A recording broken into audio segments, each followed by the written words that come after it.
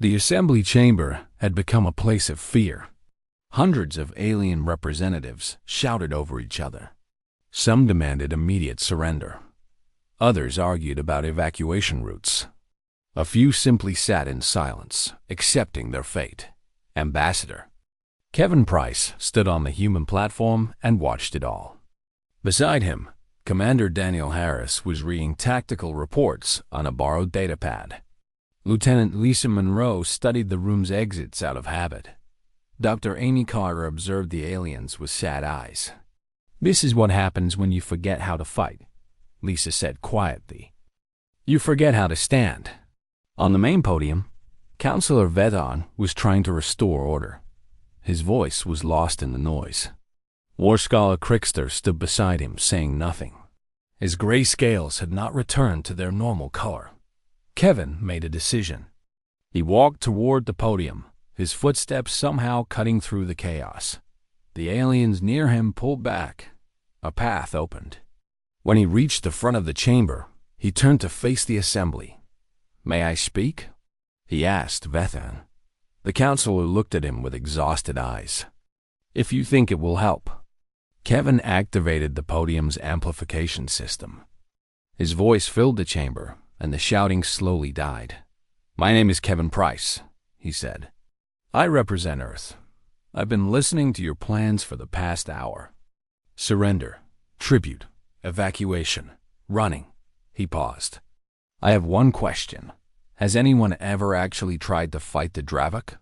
Silence. Complete and total silence. Crickster stepped forward. "You don't understand, human. The Dravok have conquered over 60 species. Their fleet is vast. Their warriors are brutal. Fighting them is not courage. It is suicide." "You didn't answer my question," Kevin said calmly. "Has anyone tried?" The scholar's scale shifted. Some species resisted in the early days. They were destroyed within weeks. After that, surrender became the only logical option. How long ago was that? Over 3,000 years. Kevin nodded slowly. 3,000 years. And in all that time, no one has tried again? No one has tested them? No one has found their weaknesses? "There are no weaknesses," Crickster insisted. The Dravok are bullies," Kevin interrupted. "They're strong because no one pushes back. They win because everyone surrenders before the fight starts." He looked across the assembly. "You've all forgotten something important. Predators only stay confident when prey acts like prey." Murmurs spread through the chamber. Some aliens looked offended. Others looked confused. A few, very few, looked thoughtful. Daniel stepped up beside Kevin. "Ambassador, perhaps a demonstration would help." He nodded to Lisa. She walked to the center platform and activated a holographic display. Images appeared in the air above the assembly. Earth's history, condensed into a few minutes. "This is our world," Lisa said. Her voice was calm and professional. "A planet with high gravity, extreme weather, dangerous predators, and limited resources. Our ancestors didn't survive by running. They survived by fighting." The images shifted. Soldiers marching through mud, ships crossing stormy seas, planes flying through fire and smoke. "We have been fighting wars since before we could write," Lisa continued. "We fought each other. We fought nature. We fought diseases and disasters and extinction events. We lost millions of people. Sometimes we lost entire civilizations." She paused. "But we never stopped standing up." The assembly watched in horrified fascination. Amy noticed some aliens covering their eyes. Others couldn't look away. "This is the Battle of Thermopylae," Lisa said as new images appeared. 300 soldiers held a pass against an army of hundreds of thousands. They knew they would die. They fought anyway, to give others time to escape.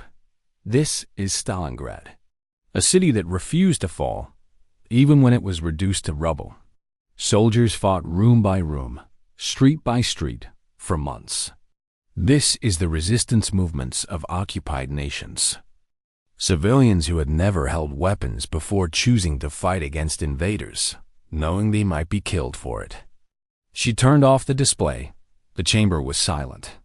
"We don't win every war," Lisa said. "We lose sometimes. We suffer. We mourn our dead." She looked directly at Crickster.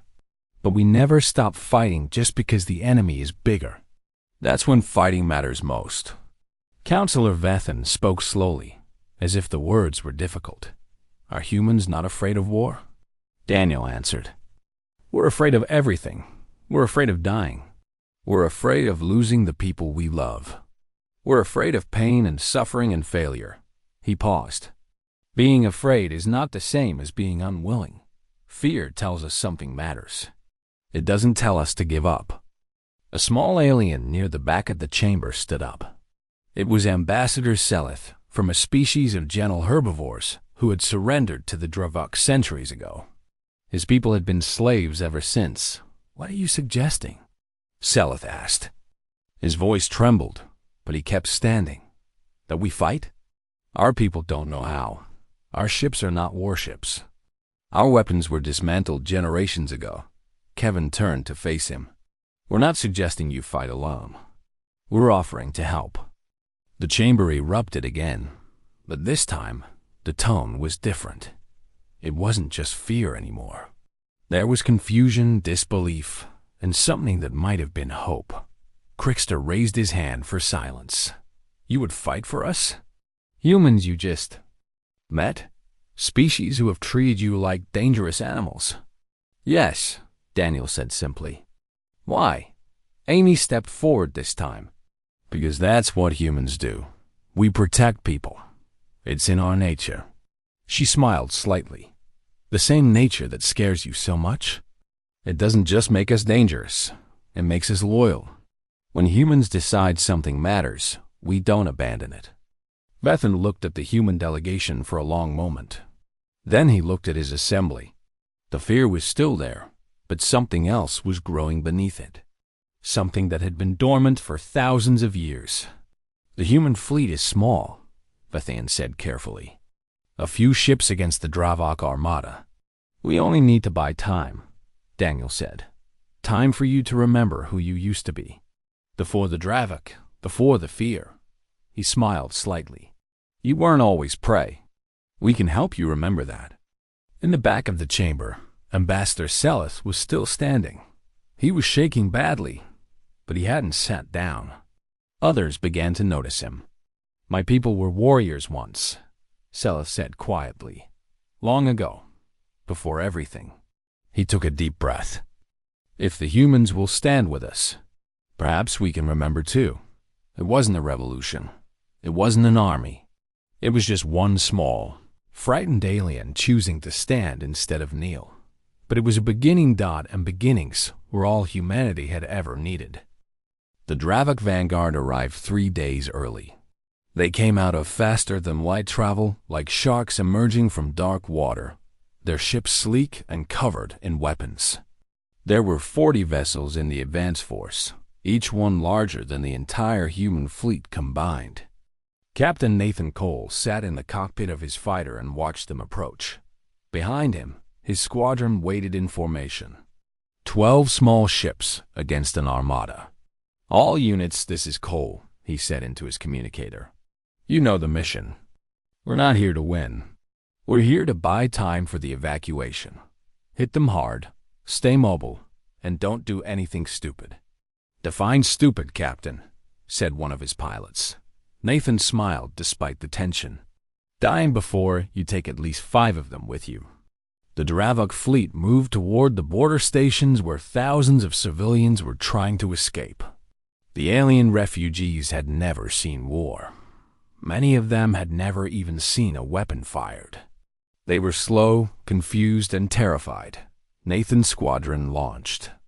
On the Dravuk flagship, the sensors officer reported the approaching human ships. The warlord, a massive creature covered in bone-like armor, barely glanced at the display. 12 fighters, he rumbled, against 40 warships. Are they surrendering? No, warlord. They're attacking, The warlord paused. In 3,000 years of conquest, he had never heard those words. Prey did not attack. Prey ran, or surrendered, or died pleading. Prey did not fly directly toward superior forces. "Destroy them," he ordered. The Dravok opened fire. Energy beams cut through space, turning the darkness into a storm of light. Nathan's squadron scattered, each pilot following a different path, making themselves impossible to track, break, and engage. Nathan shouted, "Team 1, target their sensor arrays. Team 2, hit their engines. Team 3, you're with me on the weapons platforms." The human fighters were tiny compared to the Dravok ships, but they were fast. They danced between the energy beams, slipping through gaps that shouldn't have existed. When they fired, they aimed for weak points that the Dravok didn't know they had. The first Dravok ship exploded when a human fighter flew directly into its engine exhaust and fired missiles down the thermal vent. The second lost its main weapons array when two pilots attacked from opposite sides, forcing its defensive systems to split focus. On the flagship, the warlord watched in growing confusion. His ships were dying. Not many, not yet, but they were dying. The prey was drawing blood. "What is this?" he demanded. "They fight like they want to die." His tactical officer had no answer. On the surface of the nearest border station, Lieutenant Lisa Monroe led a ground team through the evacuation zone. Thousands of aliens were crowding toward the transport ships, pushing and crying and falling over each other. The Dravok had already landed assault troops on the far side of the station. "Keep moving," Lisa shouted. "Stay together and keep moving." A small alien child was separated from his family. He stood in the middle of the chaos, frozen with fear, while the crowd flowed around him like water around a stone. Lisa saw him and didn't hesitate. She pushed through the crowd, grabbed him, and lifted him onto her shoulders. "Where are your parents?" she asked. The child pointed toward a transport ship on the far platform. Lisa began moving in that direction, using her body to shield him from the pushing crowd. "Why aren't you running?" the child asked. His voice was high and scared. "Because you haven't gotten away yet," Lisa said. "Thought the Dravok assault troops were getting closer." Lisa could hear weapons fire from nearby corridors. She handed the child to Dr. Amy Carter, who had been coordinating the medical teams. "Get him to his family," Lisa ordered. "I need to slow them down." "Lisa, go." Lisa turned and ran toward the weapons fire dot in orbit. War Scholar Crickster watched the battle from the assembly station. His scales had turned almost white with shock. He had studied warfare his entire life, but he had never seen anything like this. "They're not retreating," he said to no one in particular. "They're outnumbered and outgunned, and they're not retreating." Beside him, Ambassador Seleth was watching too. The gentle herbivore had tears running down his face, though he wasn't sure why. "The human called Monroe," Seleth said quietly. "I saw her on the surface feed. She was carrying a child. One of our children." He paused. She didn't know him. He wasn't her species. But she carried him anyway. Crickster to look at him. "That is who they are.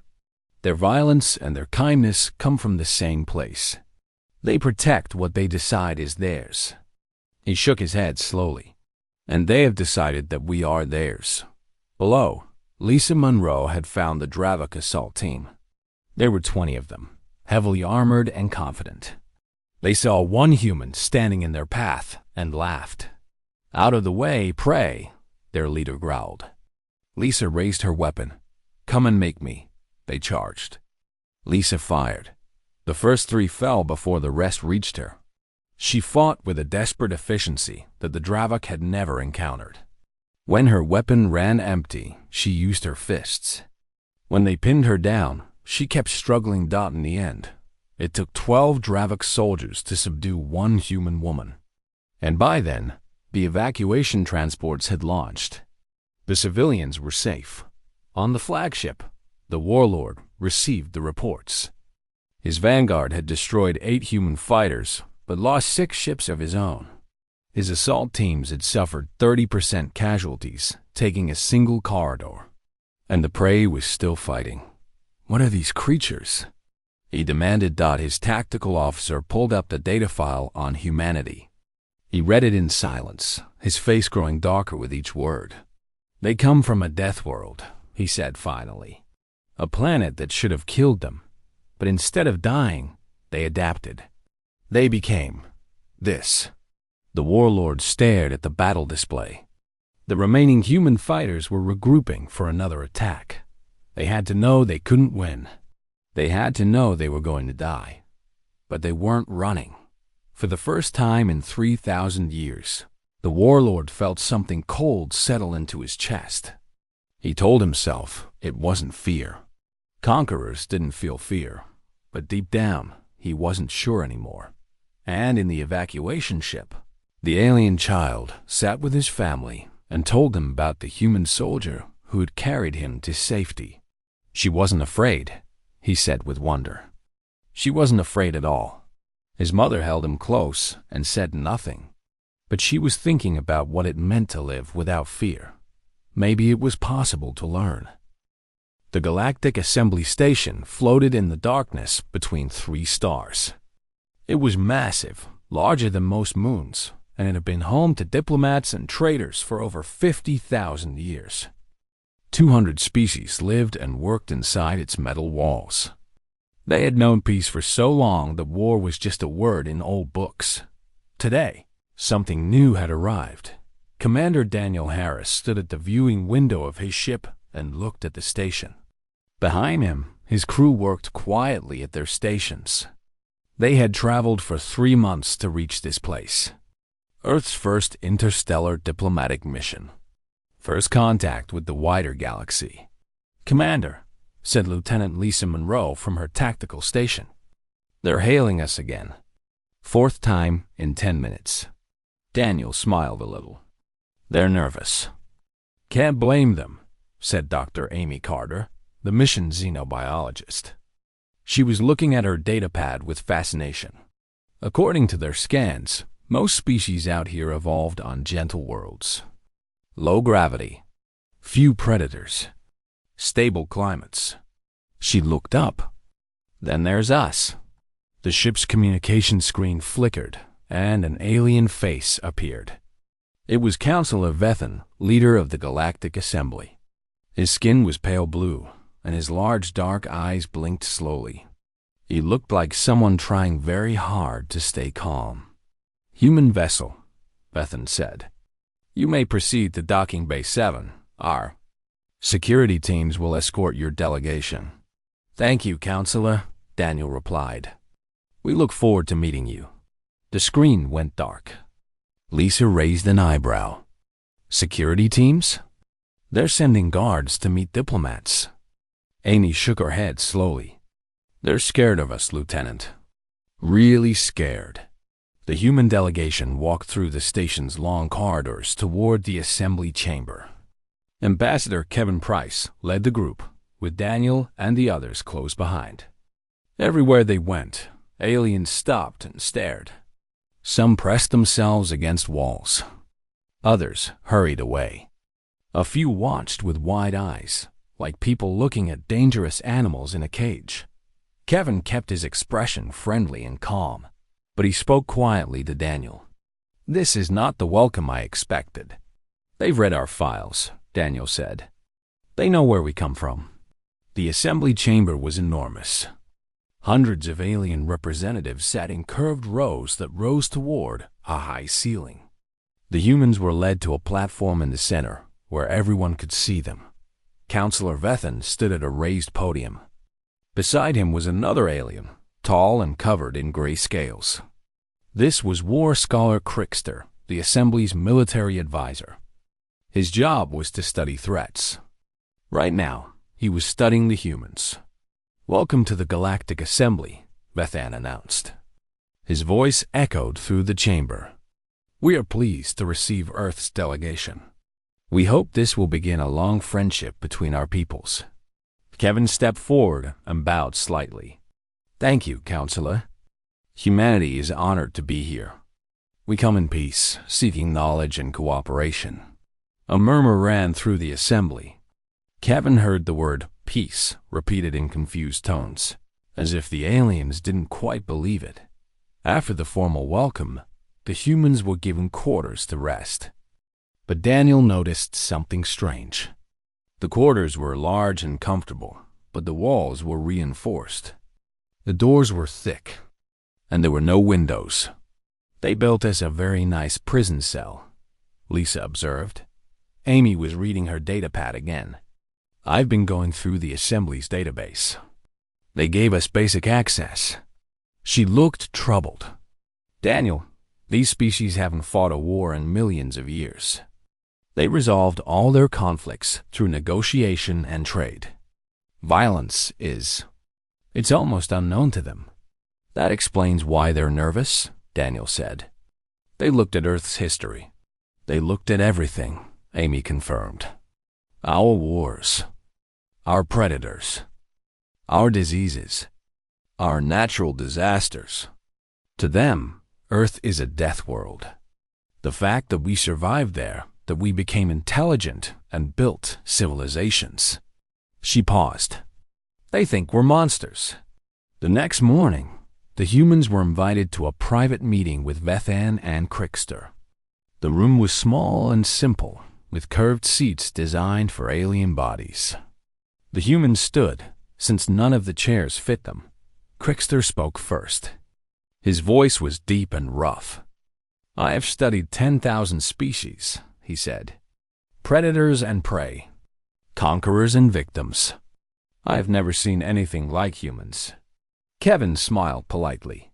"We're just people, scholar. We want to live in peace like everyone else." "Your history says otherwise," Crickster replied. He activated a holographic display. Images appeared. Wars, battles, soldiers marching. "Your species has been fighting since before you could write. You developed weapons alongside medicine. You build armies alongside cities." He turned to face Kevin directly. "Every other intelligent species in this galaxy abandoned violence when they became civilized. You never did." Daniel stepped forward. "We're not proud of every war we fought, but we're not ashamed of defending ourselves either."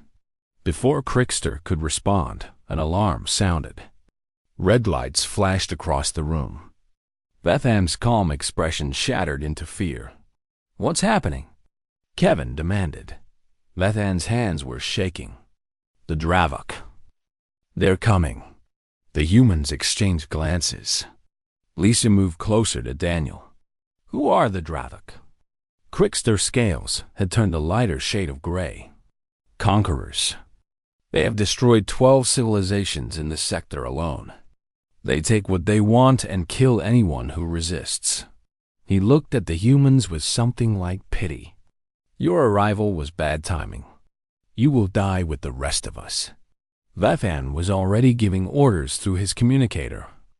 The assembly chamber was filling with panicked aliens. Ships were launching from the station's docks, fleeing in every direction. Daniel watched the chaos for a moment. Then he spoke calmly. "How many ships do they have? What's their position?" Everyone stopped. Vethan stared at him. "What?" "The Dravok fleet," Daniel repeated. "How big is it? Where is it now? How long until they arrive?" Crickster's eyes narrowed. "Why do you ask these questions?" "Because those are the things we need to know," Daniel said simply. Lisa was already at a console, pulling up tactical data. Amy stood beside her, translating alien symbols. Kevin watched the assembly members with a strange expression on his face. Vethan stepped closer to Daniel. His voice was barely a whisper. "Do you understand what the Dravok are? They have never been defeated. No one fights them and survives." Daniel met his gaze. "Has anyone ever actually tried?" The counselor had no answer. The humans stood in the center of the chaos, calm and focused, already planning. Around them, a galaxy that had forgotten war was about to remember it. and they would be the ones to teach the lesson. The main Dravavik fleet arrived on the 5th day. 200 warships filled the space around the assembly station like a dark cloud. The vanguard had been a warning. This was the execution. Commander Daniel Harris stood on the bridge of his flagship, the one ship Earth had sent that was larger than a fighter. It was battered from 3 days of continuous combat. Half his crew was injured. A quarter of his fighters were gone. "Status report," he said quietly. "We have 4 fighters left, sir," replied his tactical officer.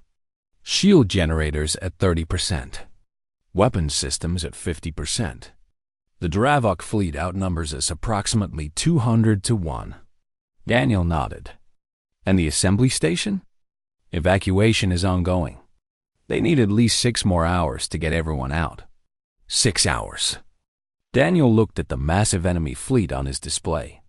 6 hours might as well be 6 years. "We're not going to survive this," his tactical officer said. It wasn't a question. "No," Daniel agreed. "We're not. Then why are we still here?" Daniel turned to look at his crew. They were tired, scared, and outnumbered. But every single one of them was still at their station. None of them had asked to retreat. "Because leaving never saved anyone," he said, in the medical bay of the assembly station. Lisa Monroe was recovering from surgery.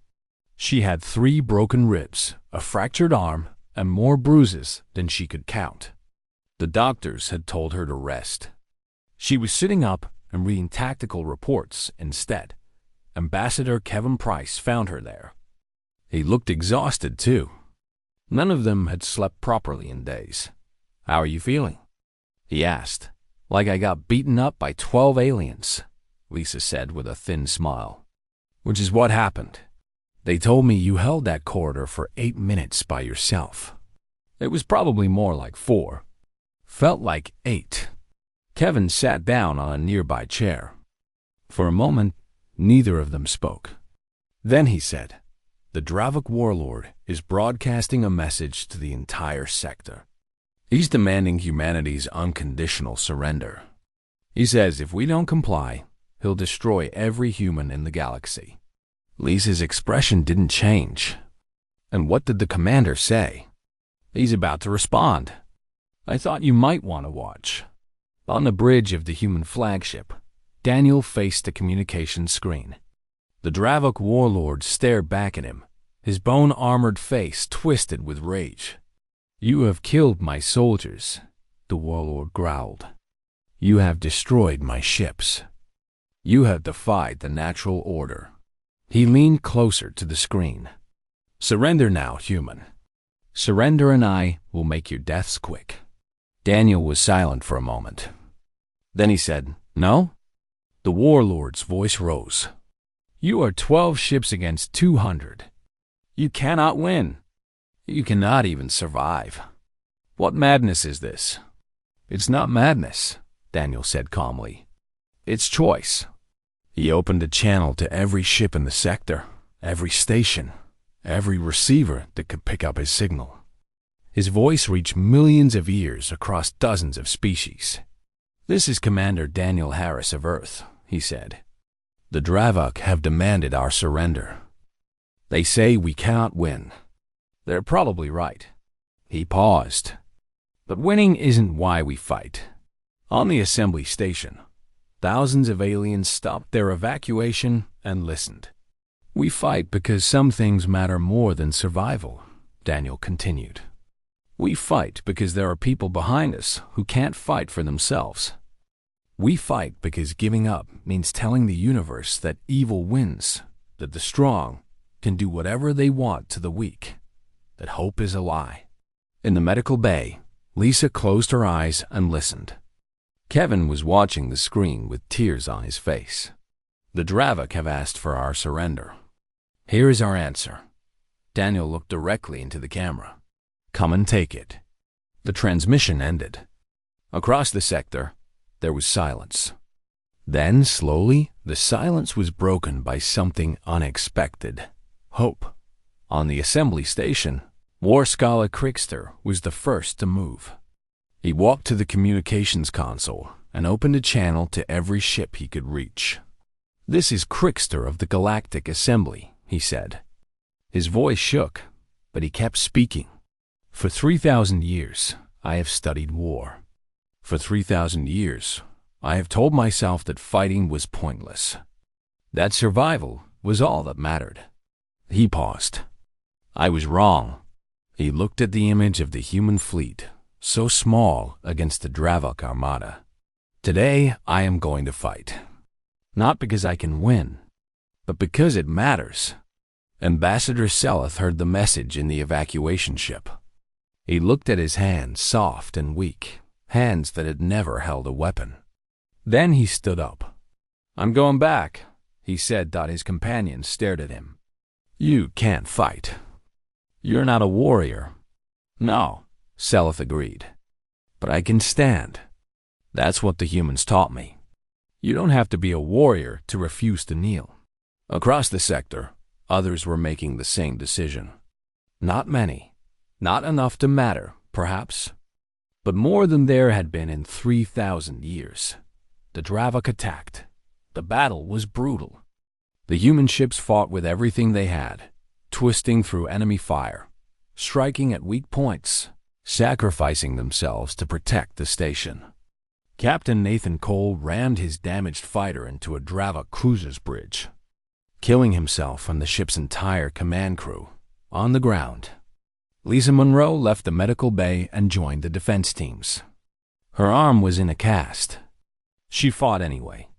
Daniel's flagship was hit again and again. Systems failed. Crew members died. But the ship kept fighting, kept drawing enemy fire away from the evacuation transports.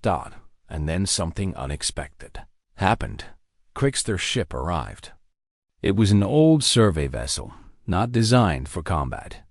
Its weapons were weak, and its shields were thin. But it flew directly into the battle, firing at the Dravok with everything it had. "Crickster, what are you doing?" Daniel shouted over the communicator. "Learning," the scholar replied. "You said we used to be warriors. You said we forgot." His voice was steady now, calmer than it had ever been. "I want to remember." More ships came. Seleth's people, with their cargo vessels and mining tools. Other species, with whatever they could find. They weren't warriors. They were traders and scientists and farmers. They didn't know how to fight, but they came anyway. The Dravok warlord watched the growing resistance with disbelief. This wasn't supposed to happen. Prey was supposed to run. Prey was supposed to surrender. Prey wasn't supposed to fight back. "What is this?" he demanded. "What are they doing?" His tactical officer had no answer. No one did that in the chaos of battle. Daniel's damaged ship managed to broadcast one final message. His voice was weak, barely audible over the static. "You see? This is what humans do. We don't just fight for ourselves. We remind everyone else how to fight too." The message cut out, but the battle continued. And for the first time in 3,000 years, the Dravok were afraid. The battle had lasted 12 hours. The Dravok fleet still outnumbered the defenders 10-1, but something had changed. The easy victory they expected had become a nightmare. Human ships fought until they couldn't fly anymore. When their weapons failed, they rammed enemy vessels. When their engines died, they broadcast tactical data until the last moment. And behind them, the ragged fleet of alien volunteers kept fighting with weapons they barely knew how to use. Commander Daniel Harris was bleeding from a wound in his side. His bridge was half destroyed, filled with smoke and sparks. Most of his crew was dead or injured, but he was still giving orders. "Status on evacuation?" he managed to ask. "Complete, sir," his communications officer replied weakly. "The last transport left 20 minutes ago. The civilians are safe." Daniel closed his eyes. They had done it. Whatever happened next, they had bought enough time. "Commander," a new voice came over the communicator. It was War Scholar Crickster. Human reinforcements are entering the sector. Daniel opened his eyes. On the damaged display, he could see new signatures emerging from faster-than-light travel. Human ships. Not many, but more than they had. Earth had sent everything it could.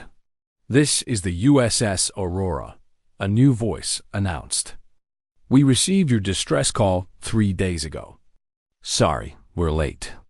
Daniel laughed. It hurt his ribs, but he laughed anyway. "Better late than never, Aurora. What's your status?" 20 warships, 60 fighters, and a lot of very angry pilots. "We heard what you did, Commander. We're here to finish it." The Dravik warlord watched the new arrivals with growing fury. More humans.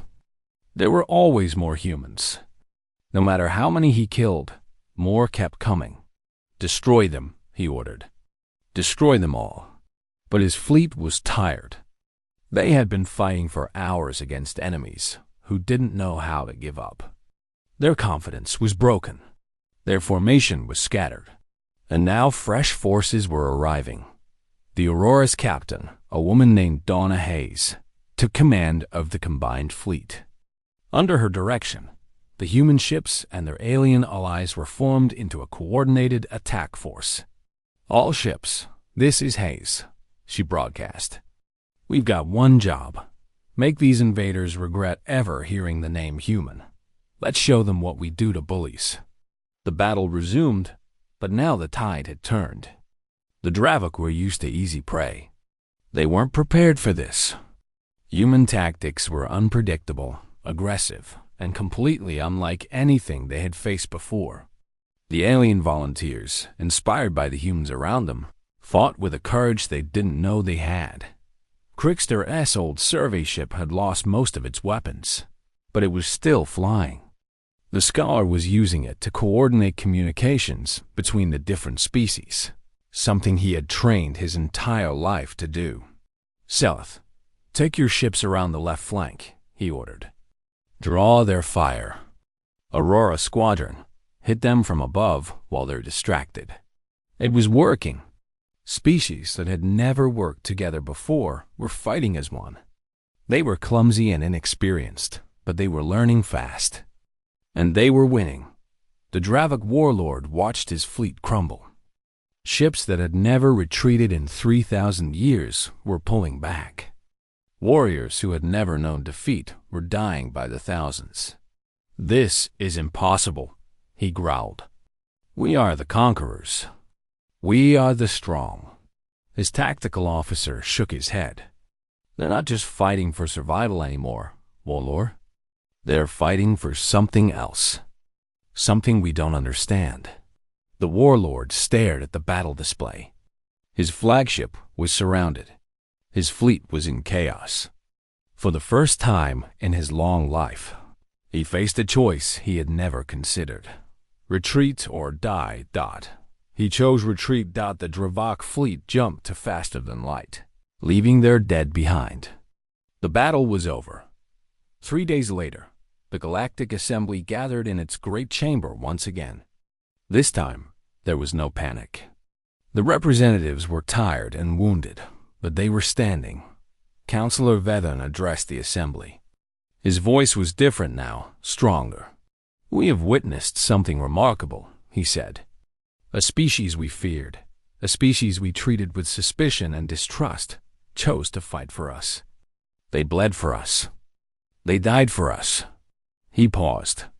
"And in doing so, they reminded us of something we had forgotten." He looked toward the human delegation. Commander Harris was in a hover chair, still recovering from his injuries. Ambassador Kevin Price stood beside him. Lieutenant Lisa Monroe was there too, her arms still in a cast, standing straight and proud. "We were not always prey," Bethan continued. "We were not always weak. Somewhere in our history, we made a choice to abandon our strength in exchange for comfort. We told ourselves it was evolution. We told ourselves it was progress." He shook his head. "It was surrender. Long before the Dravik came, we had already surrendered. Ambassador Seleth rose from his seat. The humans showed us another way. Not just how to fight, but why to fight. Not for conquest, but for protection. Not for power, but for each other.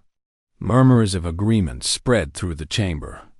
Species that had been enemies for centuries found themselves nodding at the same words. Kevin Price was asked to speak. He stood slowly, looking around the vast chamber. "We're not heroes," he said simply. "We're just people. We have flaws and fears and failures, just like everyone else. But we learned something a long time ago, back when our ancestors were hiding from predators in the dark." He paused. "We learned that standing together is stronger than running alone. We learned that courage isn't about being unafraid. It's about acting anyway." He turned to face Counselor Vethan directly. "You asked us if humans are afraid of war. The answer is yes. We're terrified of it. We know better than anyone what war costs." He smiled slightly. "But we also know what happens when good people refuse to stand. We've seen it. We've lived it. And we decided, a long time ago, that some things are worth fighting for." Lisa Monroe stepped forward. The alien child she had saved was in the audience, watching her with wide eyes. "I met a child during the evacuation," she said. "He asked me why I wasn't running. I told him it was because he hadn't gotten away yet." She looked at the assembly. "That's who we are. We don't leave people behind. We don't abandon the weak. We don't run when others are still in danger." She found the child's eyes in the crowd. "He asked me later if I could teach his people how to be brave. I told him bravery isn't something you teach. It's something you choose." She smiled.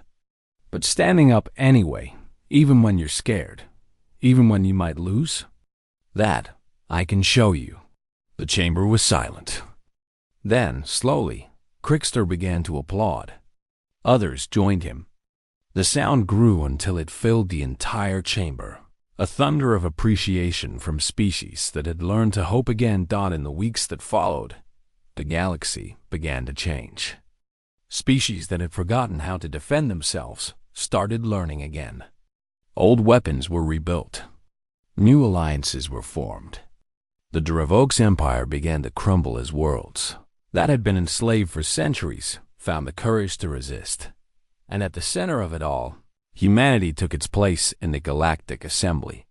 Not as conquerors, not as the strongest or the smartest or the most advanced, but as the species that reminded everyone else what it meant to stand. On the anniversary of the battle, Daniel Harris, now fully recovered, stood at a memorial for the fallen. Human and alien names were carved into the stone together. "We didn't win because we were special," he said to the crowd gathered there. "We won because we refused to accept that winning was impossible." Behind him, the stars stretched out forever. Somewhere out there, the Dravok were licking their wounds and planning their revenge. The galaxy was still dangerous. Peace was still fragile, but things were different now. The galaxy had remembered something important. God had remembered how to fight, and it had humans to thank.